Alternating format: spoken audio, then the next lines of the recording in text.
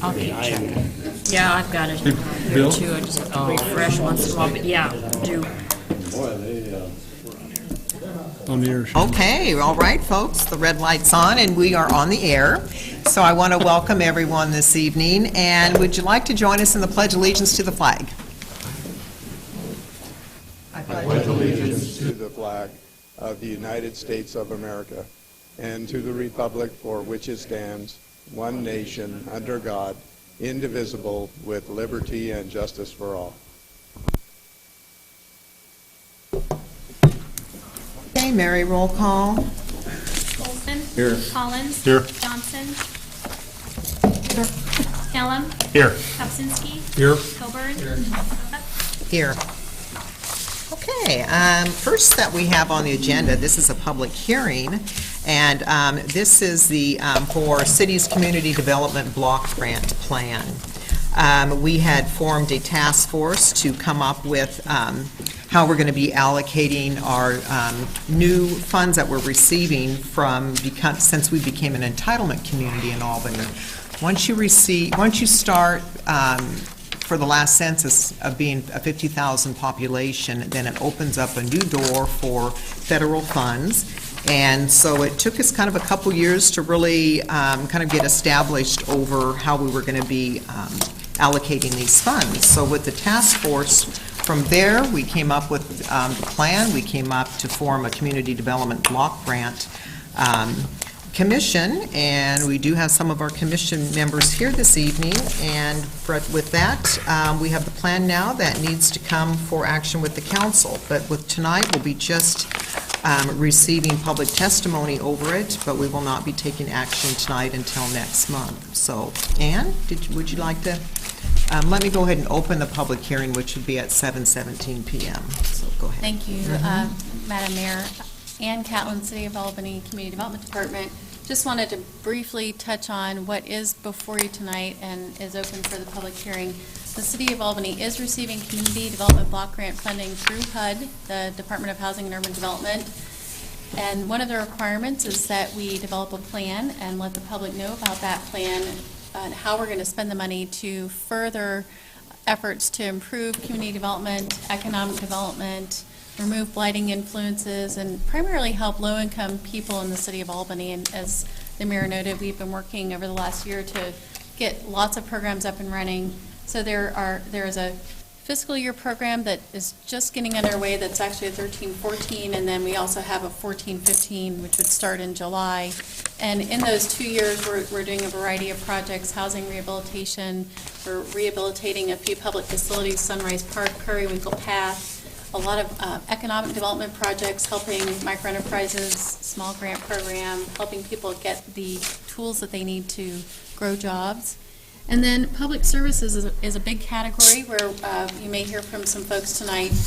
There are funds allocated to help some of the service agencies in our area, and there's funding proposed for Family Tree Relief Nursery to do child abuse prevention, Community Services Consortium Youth Build for job skills training. Jackson Street Youth Shelter will be doing some street outreach and case management with our at-risk and homeless youth. There are a lot of those in Albany. Chance is doing a GED program with our addicts and folks in recovery. And then Fish is going to expand their services at their guest house. So a lot of really good work. And then the last category that we have is help to move people out of homelessness into housing. And there are two projects that we're going to hopefully be able to fund, and that is helping open a youth shelter in Albany. Jackson Street Youth Shelter is opening up a shelter, and then Helping Hands expand by adding some transitional housing units to move people into that.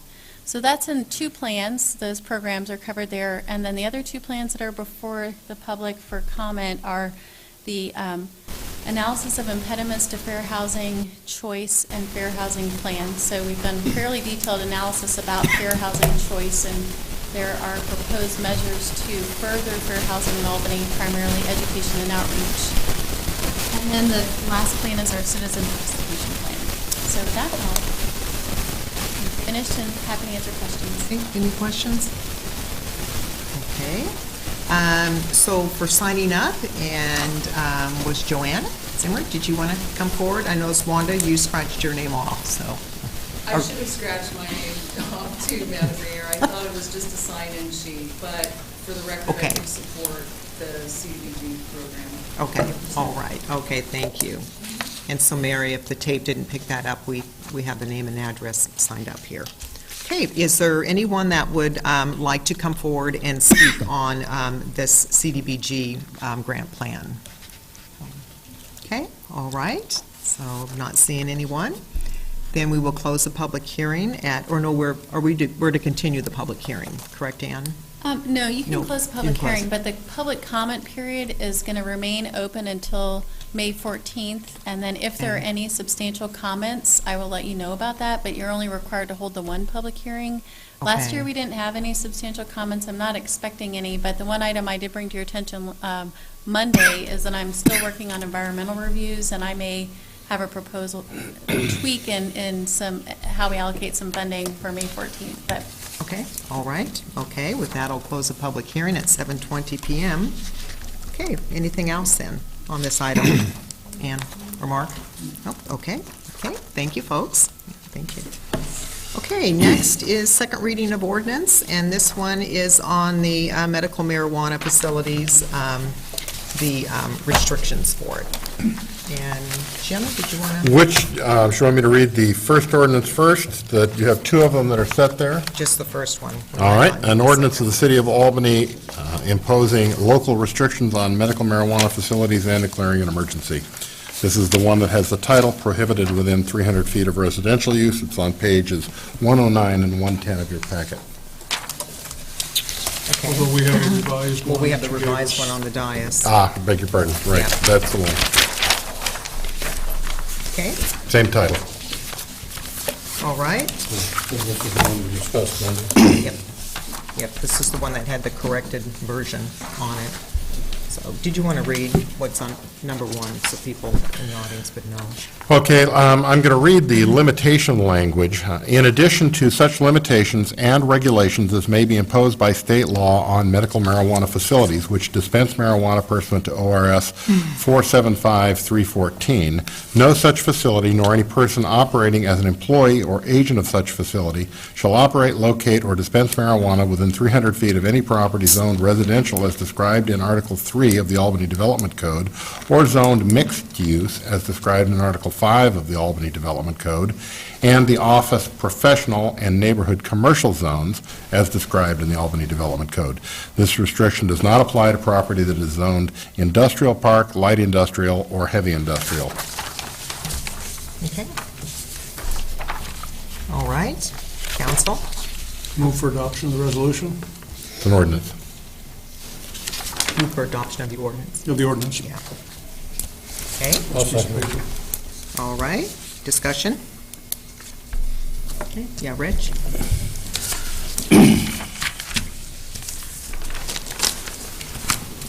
Year 2000 is the time when Colorado made medical marijuana legal. 2009 is when they made dispensaries legal. In 2013, Dr. George Sam Wang, a medical toxicology fellow at the Rocky Mountain Poison and Drug Center in Denver, did a study.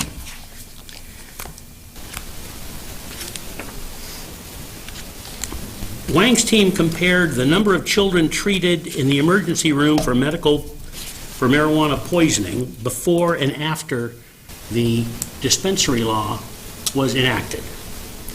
Prior to, when it was just you could grow your own, much like we have had in the past,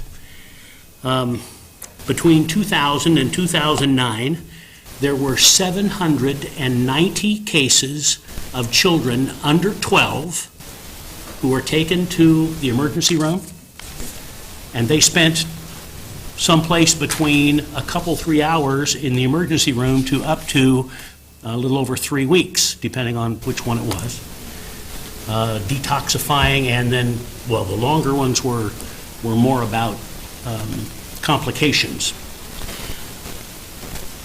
That's 7.31 children per month. In 2009, then they had dispensaries. Those dispensaries, then from 2009 to 2013, in May of 2013, there were 588 instances where children under 12 years old were, according to Dr. Wang, poisoned by marijuana. That's, you know, he's part of the poison group.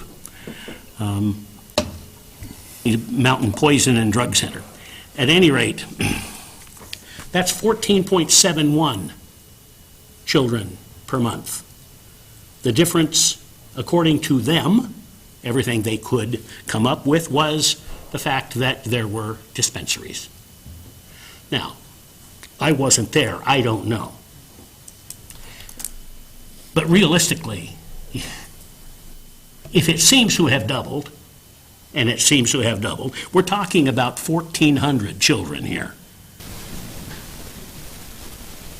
I think you need to go slow if you're going to have something about being able to buy something differently than you have in the past, and someplace else it has seemed to cause a problem. You need to make sure you're right before you do it.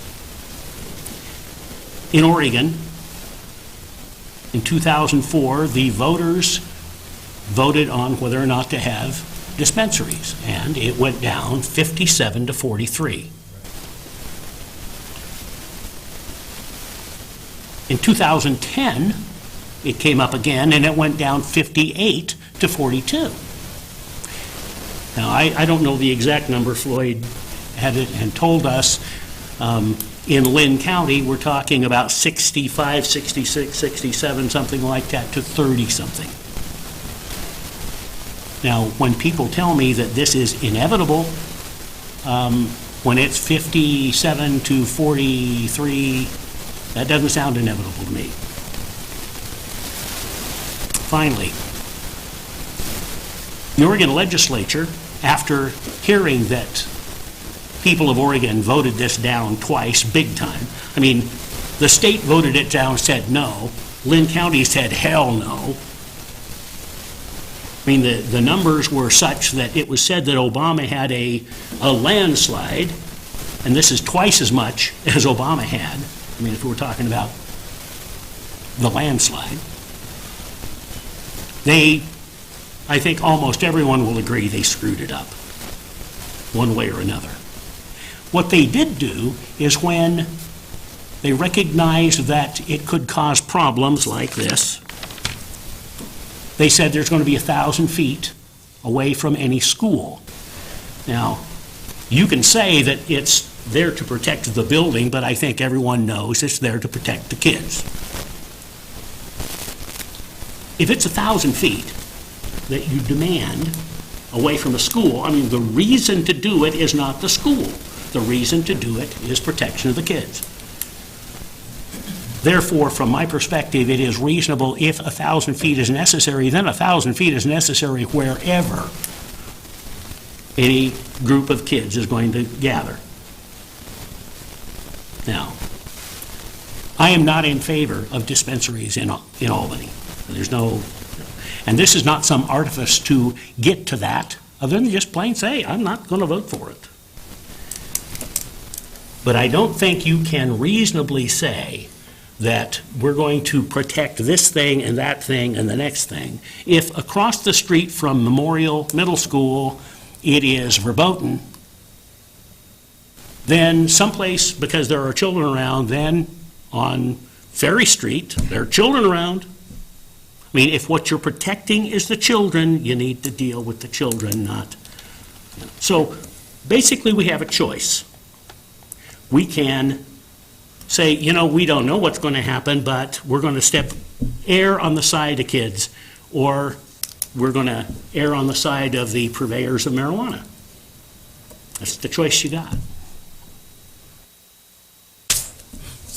All right, anyone else? Bessie? I just want to say that the last I read, the last count, was 100 cities and 13 counties in Oregon have voted to wait the year to, like Rich says, slow down and look into it and see, you know, what's going to happen. And I'll make a statement, one thing about California's dispensaries. I know it's a different state than we are, but still it's the same issue. Is that, yes, you may have some dispensaries that are going to be great. They're going to abide by the law. They're going to do this and whatever. I mean, we don't even know what hours they're going to be open. No one's ever brought that up. But in California, when it was late night and people were out partying, well, everything was closing, and so they have limos driving up to the dispensaries and getting medical marijuana and going on parties some more, driving and whatever. And so I just don't know what the hurry is. I just, like Rich, I'm just not in favor of having them here if it does end up to where it's going to be passed, and I'm not even sure if that is inevitable, because the way it's been voted down before, I'm not really sure that it will. But I just think that we're just opening up a can of worms that, for one thing, the cities around us have voted for the moratorium. We haven't. So where do you think they're going to go? Like I said, what hours are they going to be open? Who knows? And if you don't think that kids are going to be able to get to that, think again. So I'd be voting no on any of it. Right? Floyd? Yeah, I'm not going to go over the reasons I object to the dispensaries. I've done that several times, but with the ordinance before us, I do dislike the restriction does not apply to property that's zoned in industrial parks, light industry, or heavy industry. I don't think that dispensaries, if they're allowed, should be in our industrial zone with our manufacturing facilities. Okay. And, okay, anything else? All right, so we have a motion on the floor, and all those in favor say aye. Aye. Opposed, same sign. Aye. Could we have roll call, please? Olson, Yes, to the,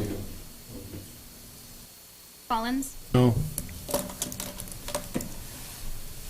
Johnson, No. Kellum, No. Kopsinski, Yes. Coburn. yes. That's 3-3. Okay, and I vote no, I vote yes. Almost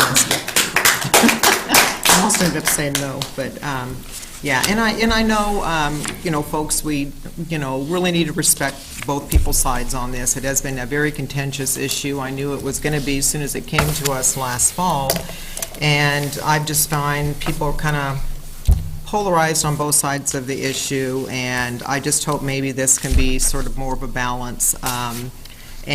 But I do feel in my heart this is going to be better for our community to make sure that it's properly placed.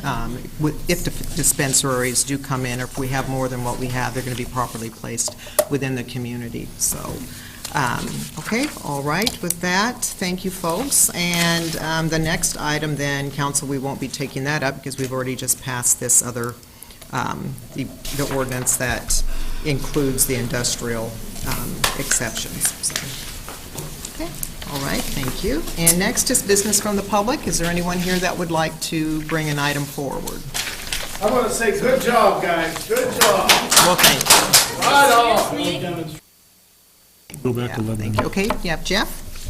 One person complained when it goes south. Good evening, Mayor, councilors, staff. Let me start out by saying it's a whole lot more fun being on this side of the microphone than that side. And you would know. And I would know. I'm not here to talk about the pros and cons of medical marijuana dispensaries. And based on what just took place, I'm not here to try and influence your vote on zoning of these dispensaries. I am here to try and answer a question, or maybe it was more of just a statement that came up at Monday's work session. I think it was Councilor Kopsinski who asked what effect dispensaries have had or will have on the business community. This may not be exactly what was said, but that was my takeaway. All of this is very new to us, so in the short term, the effect has been very minimal or maybe even non-existent. And we don't know what the effect is going to be in the long term. What I want to do is share with you some information on the effect this will have on one industry. I work for a local credit union. However, this information applies to all financial institutions in this community. This information comes from a 7-page document that I received from the Department of Treasury Financial Crimes Enforcement Network. This is just one of the many agencies financial institutions have to deal with. It is guidance to clarify Bank Secrecy Act expectations for financial institutions seeking to provide services to marijuana-related businesses. I'm not going to go through the entire document or talk about every point in that document that affects financial institutions, but I'm going to take just 2 of them and talk about them. The first item is the creation of several new SARS categories. And for non-banking people, SARS stands for Suspicious Activity Reports. Financial institutions are required to file SARs on activities we suspect or have reason to suspect involve funds delivered from an illegal activity. Since it is against federal law to distribute marijuana, and since most financial institutions are federally insured, if we were to open an account for a dispensary, for a dispensary, activity on that account would be reported as suspicious. If not reported, the financial institution could be in violation of federal law. The second area is when accounts are opened. Every financial institution has to have a customer identification program. These are regulations that state the due diligence that must be completed prior to opening any account. There are several new items listed in the due diligence requirements because of marijuana dispensaries. The very first one listed states financial institutions that work with dispensaries need to determine that the dispensary is preventing the distribution of marijuana to minors. This could mean we will need to determine if it is reasonable to believe that a minor will not have access to marijuana from the dispensary. As a financial institution, I have no idea how we're going to do this. And I know what everybody's thinking because it's the same thing I thought when somebody would bring something to the council that the council really can't deal with. What can you do about this? What can the city do about this? These are federal regulations. Why don't you contact your congressman and tell him about it, or her? I'm not asking you guys to try and change these regulations. I'm just answering the question posed on Monday at about the effect on other businesses. Had there been a moratorium placed on dispensaries, financial institutions in this community could have worked through some of these issues. We still need to work through these issues. However, a moratorium would have helped us do it in a more orderly fashion. Thank you for listening. I appreciate your time and energy that you put into this community. All right. Thank you. Thank you, Jeff. Okay. Anyone else from business from the public? Bill, and then Tom, did you have something?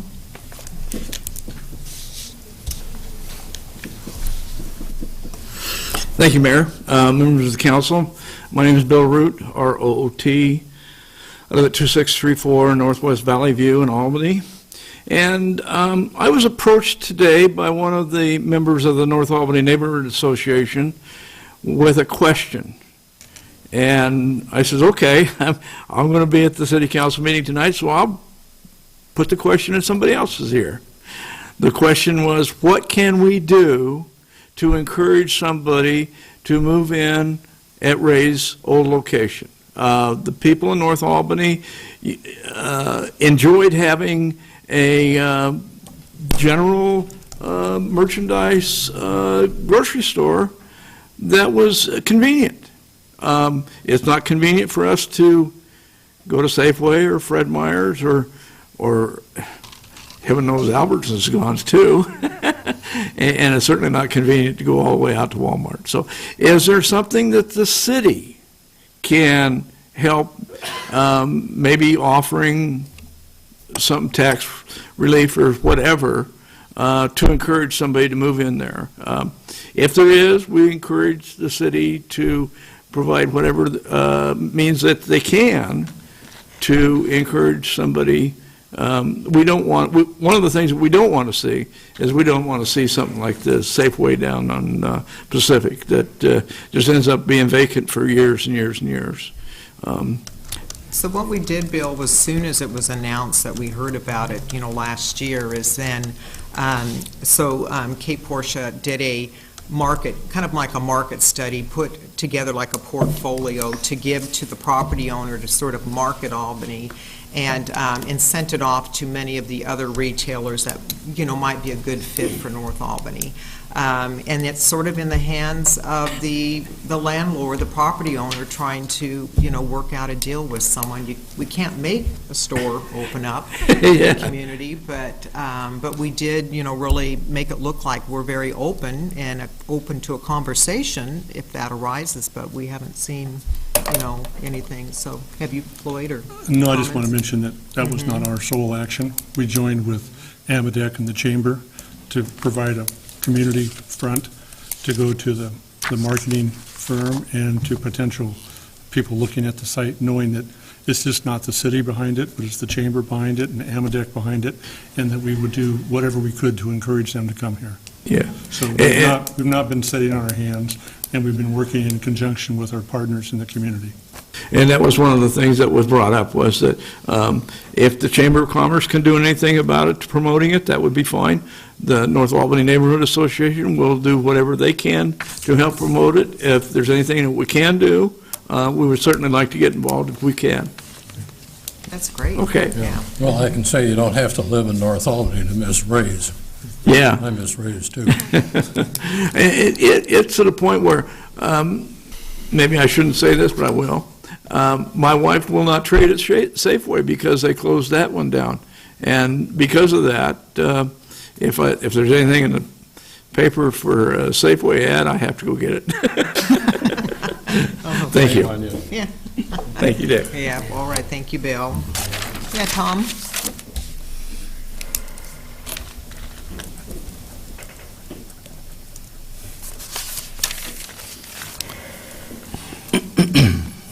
Tom Courtier,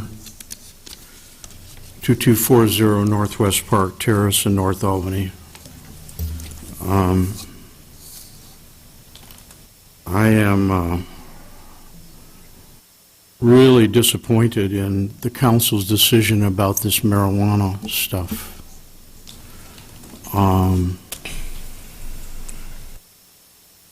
What was conveyed tonight by Mr. Killam, I don't believe was given to the council before tonight.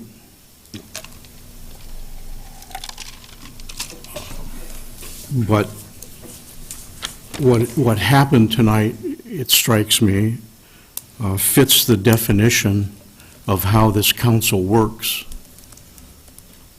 That's held by many people in the community, that the council has already made up its mind. And no matter what information is brought forward, it's already been determined that that's the decision that certain council members are going to have, no matter what information is provided. I found it instructive to look at the League of Oregon Cities website today that maybe Bessie referred to in her comments, that more than 100 communities have said we need a timeout here so that we can really understand how to apply these rules. And now we've heard from a local business guy in the financial community that says, hey, this imposes it's a new world when we start doing this kind of stuff. And the other information is that you're out of step with the majority of voters. You're in Albany. You're out of step with the voters in Lynn County. You're out of step with a number of cities in the state. And indeed, we've seen in Washington State the results of moving forward before new regulations are promulgated to handle people who are driving under the influence of marijuana, and it sets the whole thing upside down because it wasn't done in an orderly fashion, and the moratorium provision provided a mechanism for it to be done in an orderly fashion. And you didn't use that system that a lot of other cities have used, many, more than 100. Even of last week, it was like 104. And so I think you're out of step with the community. I know that there was a big grin provided to the people who applauded you and shouted congratulations to you for making the decision. But trust me, that is not the majority of this community. And there's an election coming up this year, and several of you are going to be beyond the ballot, presumably, and the voters will speak again in November because of that decision. Okay, all Any right. questions? No, just for your information, though, we did discuss this item on Monday, which you weren't there, and it was an hour and 20-minute discussion. So it was not something that we have just brought up tonight without discussion. We had hour and 20 minutes on Monday. I know that it was discussed before, but Mr. Killen, did you bring the same information to that meeting that you Mayor, brought I did not bring tonight? this. I just got this Exactly. today. So new information was provided, and you didn't listen to it. Well, we probably could have accepted new information from the other side, too, if we, There's an election coming. so. Look forward to it. Okay, thank you. Okay, anyone else from business from the public? Okay, all right, not see any, thank you. And next is adoption of the consent calendar. Council, is there any items that you'd like to have pulled off this evening? If not, I'll entertain a motion.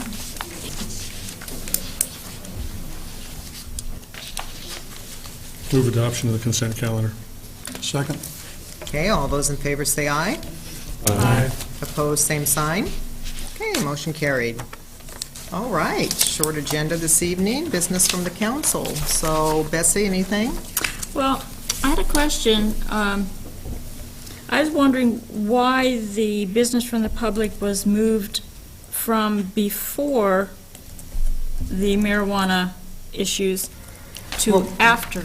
We did that last time, and then Diana, when she had put together, I caught it on Friday, so she corrected it on the website, and because we've already taken public input quite a Right, bit but- off of the ordinance, so But it was Jeff- to come forward. But Jeff brought up something new, and maybe there might have been someone else. I just, to me, it just didn't look right. Like, well, we don't want to hear about anything more, so, let's just put it after. And so it just, I think it gives the wrong idea of Well, I'll what this comment on council's that. about. Jeff may not know, or maybe nobody else, but the local establishments that have been working with the medical marijuana already have a local regulated financial institution that are working with them. I'm so happy. Okay, all right. Bill, anything? Dick? Okay. Oh, Are you going to talk about the court case for your $75 fine? Come up. I saw that there was a lengthy stuff on my email, and I didn't have time to read through all the stuff. I can bring it up under matters of the manager and have Jim explain his work. Sure. Okay, all right. I'm still ready to chip in if need be. So far, so good. Okay, Rich. I just wanted to comment, I saw a number of people from the chamber, and it seems that they've left. So if you're now watching on TV, thank you for being here. I see you're now gone. Okay, all right, Ray. Okay, I put something on everybody's section before the meeting started. It's a black and white copy of the little trifold that I got at the AVA meeting that I'm liaison for the council. It was held last week at this Samaritan Center. The lady that on the inside on the page it says N. Ridley. It's Nia Ridley. She's the manager of this new Samaritan Center, and she's also on the board of the AVA. She gave us a short tour, a PowerPoint presentation of what this center is. It's designed, again, for events and business meetings, et cetera, et cetera. They've already had over 20 meetings so far this year. She's already got over 50 lined up for the balance of the year, and she went in and gave us a PowerPoint presentation showing what the design of their community is. I call it a community that they're going to be developing out there over the next 5 to 7 years. They've just broken ground on the hotel complex that they've got coming in. She's been told already that she's going to be the manager of the new hotel. And they're getting ready to break ground for another hospital out there that'll be owned by Samaritan Health. And in the next 5 to 7 years, it will be literally a small, planned, whole community with retail, financial institutions, everything. It's quite impressive, to say the least. And at some point, you might want to go out and just take a quick tour and walk through it and see what it's like. So it was a good meeting. And I also met Wes's counterpart from Lebanon out there, Mark. He was there for just listening, just getting information from being there. So. Question. She is a member of the board of AVA? Yes. So that sounds a little funny to me, that someone from Lebanon would be part of the Albany Visitors Association. So were people from Brownsville and Sweet Home. And we have one from the hotelers, the local hotelers? Because it's a regional organization to drive traffic into this whole area. It used to just be Albany board members, and then that's when, several years ago, the county, wanted some motel tax, and the AVA started marketing the whole county. So our Albany motel tax is paying for marketing the whole county. And so they kind of expanded with board members to have that representation. Is there anyone else footing the bill besides Albany? I think Brownsville's contributing a little bit, but no, that's why it's nice if the county could have a motel tax, so, yeah. Well then. But, yeah, so we don't support the whole county. I guess it just bothers me that we're footing the bill and they're getting the benefits. Well, mention that to the county then, on your meetings. I will mention it. Yeah, because that's what we did to try to help them out, so, Well, yeah. question, so isn't that what the transient taxes go to? Yeah, right. Okay. But that's only collected in Albany. Exactly, and I'm kind of with Rich, it's kind of like, it's okay, we should, Good. Maybe, Bring that conversation up, yes. no, I'm just saying, my Yeah. So does this hotel and convention center, does it compete with our facilities here in Albany? Yeah, it would. And Yes, we're it is. paid to build something that would compete with our hotels, motels? Oh, no, we're not paying any funds for this facility. No But motel tax our funds. hotel, motel. But we're tax. promoting it. So, We're promoting the region, the region. to drive traffic into the region that wouldn't also already be coming into it. That's what the marketing's all about. I can see where I they're guess I'd have to complaining. hear some explanation or some reasoning as to how that works, that it doesn't hurt or Right. If they're able to hold something, say convention for 600 people, Lebanon doesn't have the hotels to support it, so odds are they're going to be filling up our hotels, so we can be a recipient, of some of that marketing for that facility unless in the future, if Lebanon builds more hotels, then yes, they'll be able to meet the needs of their facility. But right now, we would be the recipient of that if they were able to have a booked lot. So it would compete with the fairgrounds, for instance? Yep, it would. Yep. And the county weeps and cries that they can't manage to put that thing away. So, Yeah, I will be over there next week for a meeting, so I'll check it out, Ray. Yeah. So, okay, anything else? Okay, all right, Floyd? Today at the MPO meeting, Metropolitan Planning Organization, Linda Modrell, who represents Benton County, handed out the flyer from the Oregon State Rail Plan, and it's out for public comment. Comment period was April 18th through June 20th, and the document's available on the ODOT webpage. So it really deals with the rail plan for Oregon. If people want to take a look at it, go to the webpage, review it, and then provide comments as you would like. so you pass those out? Yes, it was in your folder. So I got everything out of the folder. Okay, That's all, thank you. that's it, okay. And I didn't have anything this evening, and Wes, you did? Sure. I'll defer to Jim to explain the status of... I'll just explain the document. As you know, I'm defending Wes on the election violation. Hasso had asked me for copies of briefs that were being filed. I had agreed to provide them when they were done. I filed them yesterday, so I was routing copies to Hasso and copies to Steve, and so I asked Marilyn to route copies to you as well. I'd like you to have the same information. You can. It's also, I'm hoping, all legal briefs can be sort of long and tedious, I understand that, but I'm hoping that you will have a chance to see the arguments on both sides, and you can understand the free speech issues and some of the intricacies of the law. That's it. There wasn't a decision? Or is there? Well, there's no decision. Those are just the papers filed. There may or may not be a hearing on May 6th. The state's asking for a summary. What happens is the state files a paper saying we want a summary determination, saying there isn't any issue of fact, and we think we're entitled to win as a matter of law. I file a response saying there is an issue of fact, and you're only entitled to lose as a matter of law. And I suspect that the hearing will go forward on May 6th, and an administrative law judge will make an initial decision, which is then subject to appeal to the Court of Appeals. Okay. All right. Anything else? Okay, staff have anything? So, Mark? Just an update. And for the record, against anyone watching, that's being done at no cost to the city. Thank you.